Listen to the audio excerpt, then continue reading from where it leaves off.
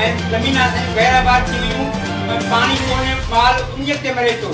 हिन महिल असां लाइ पाणी जो घुट बि कान्हे को, चओ असां कहिड़ो कयो किथे, असांखे इंसाफ़ खपे। ऐं ॻोठ हैदर चांडे जे रवासी रुस्तम अली उर्फ राजा शेख प्रेस क्लब रतोदरो पहुची ज़रई ज़मीन जे पाणीअ जे खोट ख़िलाफ़ सख़्त एहतिजाज कंदे चयो त आउं ग़रीब मिसकिन हारी आहियां।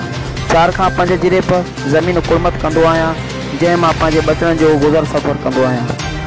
पाणी खोट जे करे असांजो सारियालो फ़सुल जो बेजारो सही रहियो आहे। हुन चयो त एरिकेशन जे अमलदारनि जे नाअहलीअ सबबि कोयरी शाख, जलबाणी शाख, रता बिराज जे आबादगारनि खे पाणी नथो ॾिनो वञे।